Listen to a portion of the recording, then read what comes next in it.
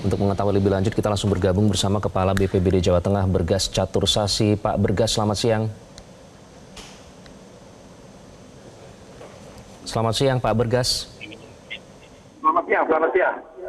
Baik, Pak Bergas, proses evakuasi hari ini, apa difokuskan di 3 titik?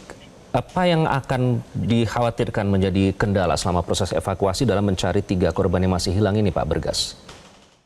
Ya, tentunya kalau penghawatirannya adalah berkaitan dengan cuaca. Ya, cuaca kondisi saat ini mungkin di lokasi mendung ini ya, masih mendung tapi masih dilaksanakan operasi. Dan informasi yang kami terima hari ini diketemukan 1 ya, jadi yang kemarin itu sampai dengan 22 ini sudah 23 yang diketemukan dalam kondisi meninggal dunia, 3 masih dalam proses operasi. Gitu, Mas. Baik, Pak Bergas, BPBD tentunya mengantongi peta bencana ya, peta wilayah-wilayah yang rawan bencana di sekitar Jawa Tengah. Nah, apakah wilayah di Petung Kriyono ini, khususnya di Desa Kasimpar ini memang rawan longsor, Pak, ataupun banjir?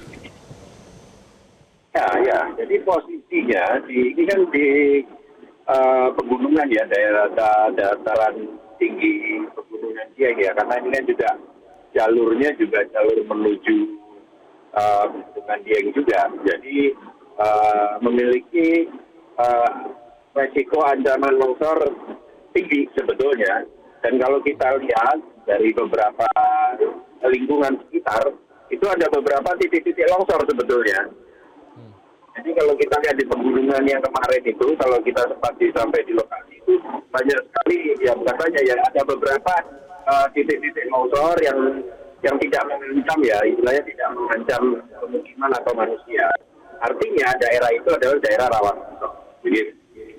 Pak Bergas, warga menyatakan bahwa sebenarnya pernah terjadi longsor-longsor, namun tidak pernah sebesar ini. Apa yang menyebabkan kali ini korbannya begitu banyak, Pak Bergas? Pertama, mungkin itu daerah yang tadi saya sampaikan bahwa ya titik longsor ini berada dalam lintasan jalur transportasi ya, antar kecamatan dan juga bisa antar kabupaten, begitu ya. Nah, ini kan dari kecamatan Petung Kriyono ke Doro. Nah, ini kan jalur kabupaten ini, artinya ini menjadi jalan lintasan. Pertama itu. Yang kedua, memang ada daerah yang kebetulan saat terkena dampak ada permukiman, ada rumah-rumah. Kayak informasi yang kita terima itu kan ada kafe yang baru, warung kopi baru yang baru 2 bulan terbangun itu. Oke, jadi itu yang diduga menyebabkan longsor kali ini begitu parah dengan korban jiwa yang begitu banyak. Pak Bergas, di atas itu kan kalau tidak salah, mohon dikoreksi ya jika saya salah, ada hulu aliran sungai begitu. Nah, apakah itu juga menjadi salah satu penyebab longsor yang skalanya sebesar ini, Pak Bergas? Ya, sebetulnya bisa saja. Karena itu kan bagian daripada istilahnya kenapa ini terjadi longsor, kan begitu. Yang jelas pasti karena adanya hujan intensitas tinggi, sedang sampai dengan tinggi, waktunya cukup lama, kemudian tanah di sana karena menyerap air tentunya sudah jenuh, berat, istilahnya itu jadi berat tanah itu. Sudah berat tanahnya sendiri ditambah beban air yang menyerap dalam tanah, tentunya kan tinggal menunggu turunnya saja kan begitu. Nah, turunnya longsoran itu tentu ada alirannya, ada mahkotanya begitu ya. Kebetulan di posisi tersebut ada rumah begitu, dan rumah ini cukup menjadi perhatian di mana bentuknya tempat bangunan yang biasa dikunjungi masyarakat begitu. Oke. Ini kami membaca, Pak, pernyataan dari Komandan Kodim 0710 Pekalongan ya, Letkol Infanteri Rizky Aditya. 3 tahun yang lalu di lokasi yang sama ini pernah terjadi longsor, namun tidak sampai menimbulkan korban jiwa. Nah, jadi apakah dari kejadian bencana yang pernah terjadi itu sebetulnya sudah ada peringatan semacam peringatan agar warga yang tinggal di situ lebih waspada, Pak? Ya, maka kita berharap besar ya bahwa masyarakat itu memahami karakteristik wilayahnya. Yang paling paham wilayah tersebut tentunya penduduk tempat, di mana daerah-daerah yang tentunya rawan longsor dan tidak rawan longsor. Nah, harapan kita masyarakat memahami itu. Seandainya ada masyarakat atau warga yang mencoba untuk mendirikan sesuatu bangunan yang di daerah rawan longsor, ada yang mengingatkan. Nah, itu kan menjadi lebih penting. Begitu. Akhirnya daerah-daerah rawan longsor ini tidak banyak di tumbuhnya bangunan-bangunan baru. Gitu. Oke. Dan dalam 3 tahun itu perkembangan cepat sekali ya Pak ya, apalagi termasuk bertambah lagi ada pariwisata di situ. Pak Bergas, ada instruksi dari Presiden Prabowo supaya proses evakuasi pencarian korban dilaksanakan secara cepat dan tepat sasaran. Nah, apa saja yang sudah dilakukan BPBD? Sinergi apa yang sudah dibangun supaya bisa menjalankan instruksi Presiden ini, Pak Bergas? Oke, jadi saya terima kasih perhatian dari Bapak Presiden. Tentunya kita menindaklanjuti dengan cepat. Jadi dari hari pertama, koordinasi awal kita tentunya dengan ahlinya ya. Kalau kita berbicara proses pencarian pertolongan, tentunya koordinasi dengan Basarnas, rekan-rekan dari Basarnas, kemudian teman-teman relawan, kami BPBD selain jejaring BPBD Kabupaten Kota, kita juga membangun komunikasi koordinasi dengan instansi teknis terkait.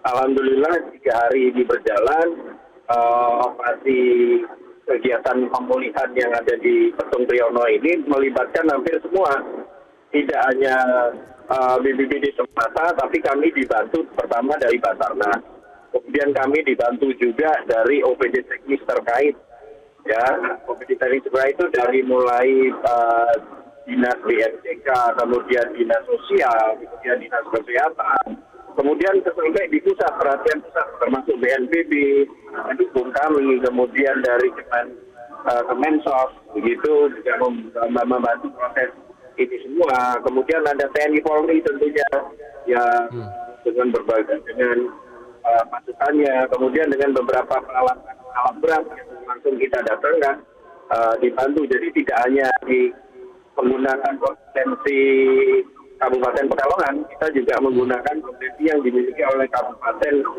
tetangganya Pekalongan, seperti Banjarnegara, kita pinjam istilahnya alat berat dari Banjarnegara, kemudian bantuan dukungan dari peralatan dari TNI juga, banyak termasuk teman-teman relawan yang tanpa henti bergerak terus. Begitu. Jadi juga menggunakan alat-alat berat dari hasil sinergi dengan lembaga terkait. Pak Bergas, apakah kalau kita lihat ini 3 korban masih dilaporkan hilang. Bagaimana kondisi, apakah ada keluarga korban di sana Pak yang menantikan kabar dari anggota keluarga mereka yang masih belum ditemukan? Ya, tentunya ini kan sementara data yang hilang itu kan selamanya data masih warga sekitar ya. Ada warga sekitar dan tentunya nanti pada saat nanti ada informasi diketemukannya, maka pada saat kita nanti bawa ke lokasi identifikasi, tentunya keluarga akan diberitahu. Begitu. Oke.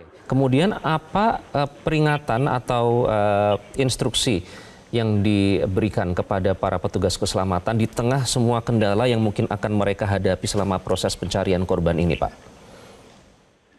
Ya, tentunya pertama setiap ada perubahan cuaca, tentunya informasi langsung kepada para tim pencari ya.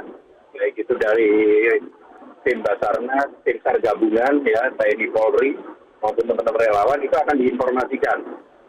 Paginya tidak bisa, maka dilanjutkan besoknya dengan instruksi arahan-arahan. Sasarannya di mana? Begitu. Yang sementara ini kan sasarannya Nyun Sewu masih berada di sekitaran runtuhannya kafe.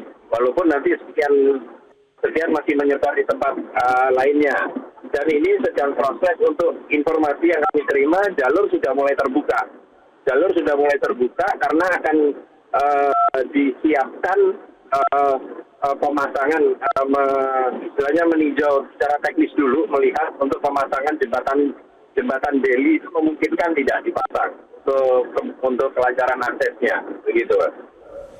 Pak Bergas, terima kasih sudah bergabung dengan Breaking News Metro TV. Semoga semua anggota tim evakuasi, tim gabungan semua dalam keadaan sehat dan bisa segera menemukan 3 korban yang masih hilang. Terima kasih Pak Bergas Catursasi, Kepala BPBD Jawa Tengah. Jelajahi cara baru mendapatkan informasi. Download Metro TV Extend sekarang.